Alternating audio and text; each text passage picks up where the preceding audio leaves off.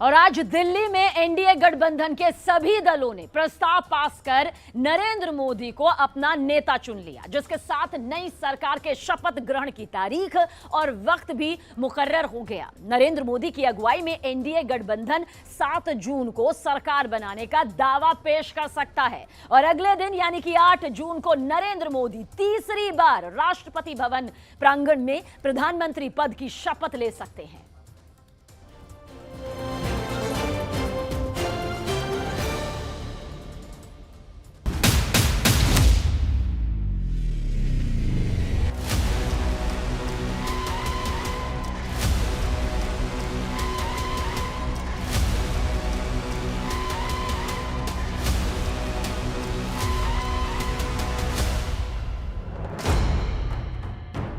तीसरी बार मोदी सरकार के फर्स्ट ट्रेलर के तौर पर इस दृश्य को देखा जा रहा है।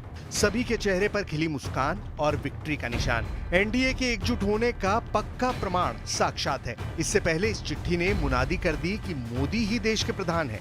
नरेंद्र मोदी को राष्ट्रीय जनतांत्रिक गठबंधन का नेता चुने जाने का प्रस्ताव है। ये एनडीए की जितनी पार्टियों ने मोदी को अगवा माना है उसके नाम इत्मीनान से पढ़ लीजिए।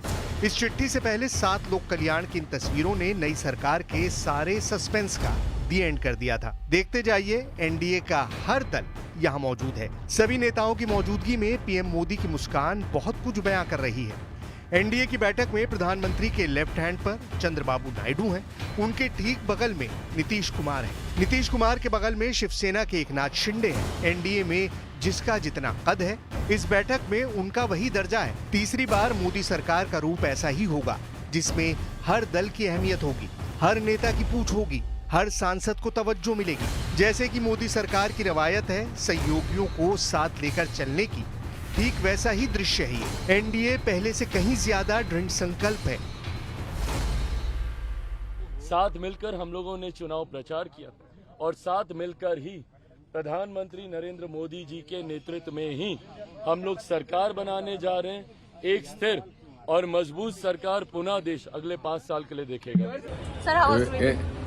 How can we contest elections if you are not a part of NDA? 3 parties combined we collected. Why you got that doubt? I don't know. Sir, how was the meeting? How was the meeting, sir? Good. NDA के साथ चुनाव लड़े हैं और NDA को ही मजबूत करेंगे। और मैं फिर अश्योर करता हूं कि एक बड़ा मैंडेट तीसरी बार, देखिए इस देश के राजनीतिक इतिहास में दूसरी बार हो रहा है कि 3rd मैंडेट मिला है। तो ये प्रधानमंत्री जी के कार्यशैली पे, उनके विजन पे एक विश्वास का मत है। नरेंद्र मोदी की लीडरशिप में एनडीए गठबंधन में कई और दलों के जुड़ने का समर्थन पत्र भी मिलने के दावे किए जा रहे हैं। यानी नंबर गेम में किसी तरह का कोई डाउट नहीं। तो फिर डाउट आया कहां से?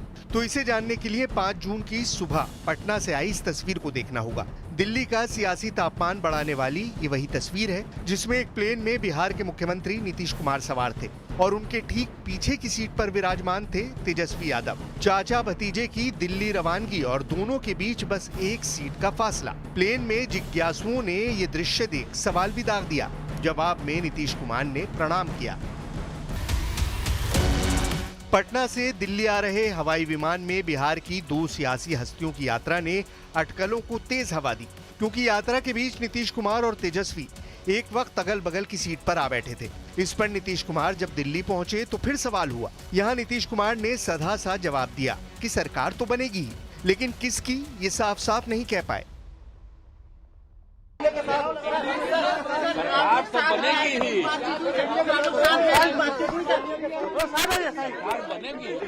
इंडिया गठबंधन के कई नेताओं के मैसेज के बाद चंद्रबाबू नायडू और नीतीश कुमार की भूमिका पर सवाल उठने शुरू हो गए थे। लेकिन जब आज प्रधानमंत्री आवास पर एनडीए की बैठक हुई तो नीतीश कुमार ने पूरा सपोर्ट देते हुए प्रधानमंत्री मोदी के नेतृत्व में एनडीए की सरकार बनाने की बात कही। नीतीश कुमार ने कहा कि अविलंब सरकार का गठन होना चाहिए और इसका चंद्रबाबू नायडू ने भी खुलकर सपोर्ट किया। इसके बाद राजनीतिक किंतु परंतु पर पूरी तरह से विराम लग गया। नीतीश कुमार दिल्ली पहुंचे तब तक जून की बड़ी दोपहरी में रायसीना हिल्स की पहाड़ियों पर पीएम मोदी का काफिला फर्राटे भरने लगा था। राष्ट्रपति भवन पहुंचकर नरेंद्र मोदी ने रस्म अदायगी करते हुए अपना और मंत्रिमंडल का इस्तीफा महामहिम को सौंप दिया। पीएम मोदी के इस्तीफे के बीच दिल्ली में इंडिया गठबंधन के सूरमा जुटने लगे। देश के कोने कोने से नेताओं ने दिल्ली की दौड़ लगा रखी थी। इस गहमा गहमी के बीच तेजस्वी यादव बार बार नीतीश कुमार को किंग मेकर होने का ऐलान कर रहे थे। और इस बार देखा गया पहली बार नरेंद्र मोदी जी खत्म हो चुके हैं, उनका मैजिक खत्म हो चुका है, वो बहुमत से काफ़ी दूर हैं। अब उनको जो है बिना उनके दो बड़े जो सहयोगी हैं, बिना उनके अब सरकार चल नहीं सकती है। एनडीए के घटक दलों पर डोरे डाल रहे इंडिया गठबंधन के नेताओं को बीजेपी की तरफ से जोरदार प्रहार भी झेलने को मिला। मुझे कुछ समझ में नहीं आ रहा है, निर्लज्जता की हद हो गई। कांग्रेस 60 साल तक राज की और तीसरी बार वो थोड़ा 99 पर आ गए, 99 का चक्कर लग गया तो खुश हो रहा है, कह रहा कि मैं तो बाघ पछाड़ लिया। सरकार बनाने के दावे और इरादे के साथ दिल्ली में इंडिया गठबंधन के तमाम दल भी जुटे। हालांकि कांग्रेस अध्यक्ष मल्लिकार्जुन खड़गे के आवास पर जमघट से पहले कोई पत्ते खोलने को तैयार नहीं हुआ। जो लोकसभा के नतीजे आए हैं उस पर विस्तार से चर्चा होगी, समीक्षा होगी और आगे क्या रणनीति के तहत हमारा गठबंधन आगे बढ़ेगा, क्या हमारी अगली स्ट्रैटेजी होगी, उन सारे विषयों पर विस्तार से चर्चा होगी। उस मीटिंग से पहले कोई भी अधिकृत बयान देना उचित नहीं होगा।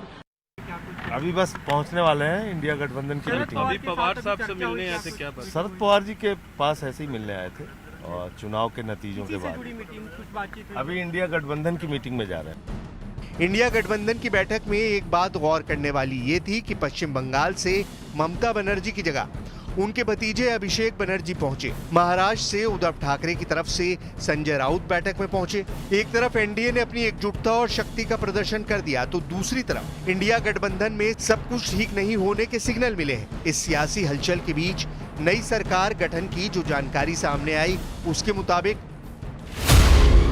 18वीं लोकसभा के गठन की प्रक्रिया अभी शुरू नहीं हुई है। 6 जून की शाम मुख्य चुनाव आयुक्त जब राष्ट्रपति से मिलकर नवनिर्वाचित सदस्यों की सूची सौंपेंगे उसके बाद सरकार गठन की प्रक्रिया शुरू होगी। अभी तक की जानकारी के मुताबिक नई सरकार का शपथ ग्रहण 8 जून को होगा।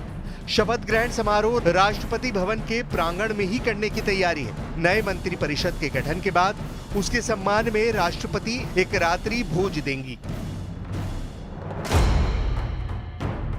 तीसरी पारी में मोदी की टीम नई होगी, नए चेहरे होंगे क्योंकि गठबंधन की बैठक में बड़े पोर्टफोलियो की मांग के चर्चे हैं। हालांकि मोदी की तीसरी पारी के औपचारिक ऐलान से पहले सभी कयास बेमानी है।